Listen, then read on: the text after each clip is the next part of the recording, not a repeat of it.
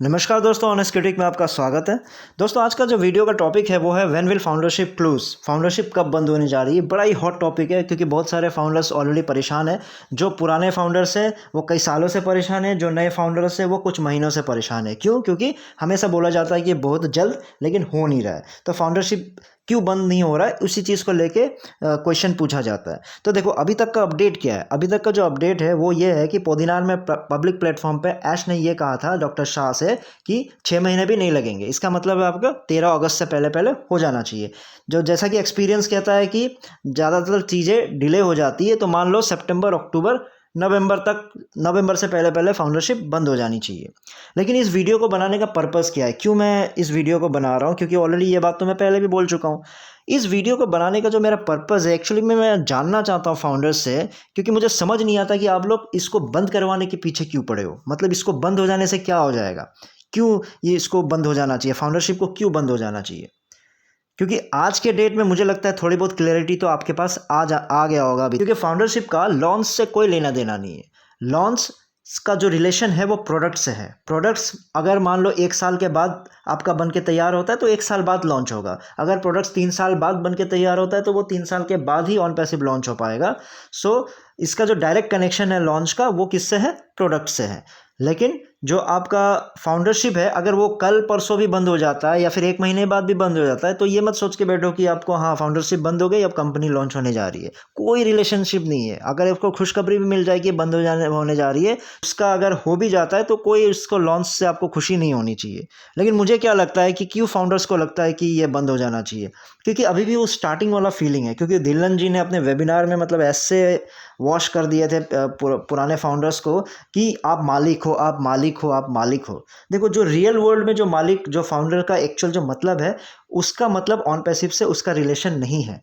आप लोग मतलब जो कंपनी का हिस्सा नहीं हो। आप लोग कंपनी के ग्रोथ में डेफिनेटली आप लोग ने बहुत साथ दिया है, लेकिन जितना भी आप साथ दो उसका ये मतलब नहीं कि आप लोग कंपनी का शेयर होल्डर हो, आपको कंपनी का कुछ परसेंटेज मिल रहा है। कहीं पे भी कुछ भी कभी भी आपने सुना होगा कि आपको कोई परसेंटेज का कुछ मिलने जा रहा है? 1% बोला हो, 2% बोला हो, 10% बोला हो, 15%, 20%, कुछ भी तो आज तक नहीं बोला गया है। तो उसका जो रियल वर्ल्ड का जो पार्टनरशिप जो वर्ड है ना, जो फाउंडर है, उससे रिलेशन नहीं है।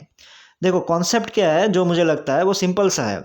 ओ फाउंडर्स जो है जस्ट ए प्रोग्राम है, जैसे यूट्यूब का YPP, अगर आप लोगों ने सुना होगा। YPP क्या है?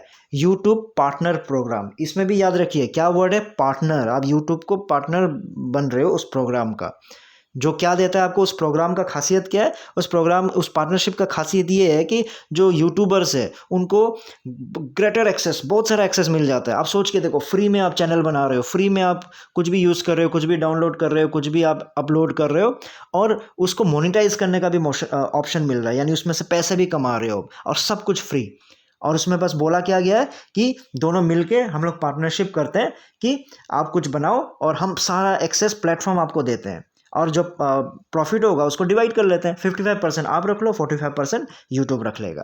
सिंपल सा कॉन्सेप्ट है। लेकिन इसका ये मतलब तो नहीं है ना कि आप यूट्यूब, जो यूट्यूबर्स है वो यूट्यूब का आपका शेयर मिल गया, आपको उसका हिस्सा मिल गया। नहीं, पैसा वो भी दे रहे हैं, बल्कि 55% दे रहा है। बहुत बड़ी बात है।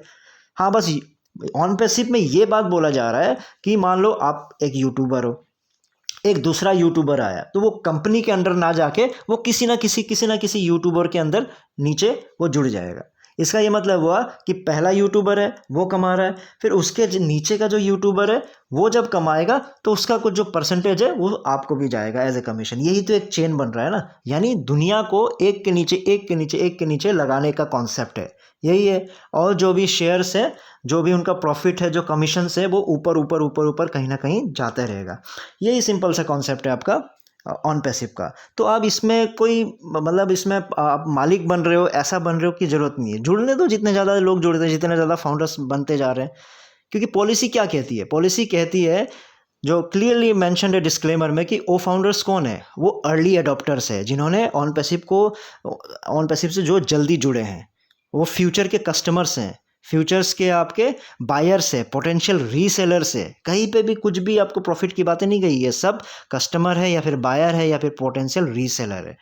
ठीक है, जो क्या करेगा, ऑन पैसिव का जो सॉफ्टवेयर प्रोडक्ट्स है उनको आगे बेचा जाएगा। सिंपल सा है। तो फिर डिस्क्लेमर का मतलब क्या है? डिस्क्लेमर का यही मतलब होना कि जितने भी फाउंडर्स है वो ज़्यादा या कस्टमर्स ही होंगे। डिस्क्लेमर में कहीं भी मेंशन नहीं है कि आपको कुछ एक्स्ट्रा बेनिफिट मिलेगा। वो प्लेटफॉर्म दिया जा रहा है, प्लेटफॉर्म तो यूट्यूब भी दे रहा है। खासियत लेकिन मैंने बता दिया, डिफरेंस क्या है कि सब एक दूसरे के नीचे जुड़ेंगे तो कमीशन नीचे से भी मिलता रहेगा, यही अलग सा कॉन्सेप्ट है इसमें। लेकिन हाँ, ऐश ने ये बात बताया कि फाउंडरशिप का जो प्रॉफिट है वो क्या है, $97 जो दे रहे हो उसका प्रॉफिट क्या है। उसका प्रॉफिट ये है कि जो ऑन पैसिव का जो प्रोडक्ट है वो पहली बार आपको देखने मिलेगा। यूट्यूब का कुछ भी जब निकलता है तो आपको देखने नहीं मिलता है ना, लेकिन आपको इसमें देखने मिलेगा, आपको एंजॉय करने मिलेगा जो जर्नी है ऑन पैसिव का, और आपको इनपुट देने का मौका मिलेगा, फीडबैक देने का मिलेगा, और प्रोडक्ट्स को टेस्ट करने का मौका मिलेगा। तो ये फ़ायदे हैं आपके फाउंडरशिप होने के। तो ये जो फ़ायदे हैं, क्यों आप दूसरों से छीनना चाहते हो? अब ये फ़ायदा दूसरों से छीन भी लिया तो आपको क्या मिल जाएगा बताइए? क्या फ़ायदा हो जाएगा आपको? कुछ फ़ायदा नहीं होगा। तो बनने दो फाउंडर्स, जितने ज़्यादा फाउंडर्स बनेंगे कंपनी का फ़ायदा है। कंक्लूजन यही है कि आप जो फाउंडरशिप पे कॉन्सेंट्रेट मत करो कि ये कब बंद होने जा रहा है।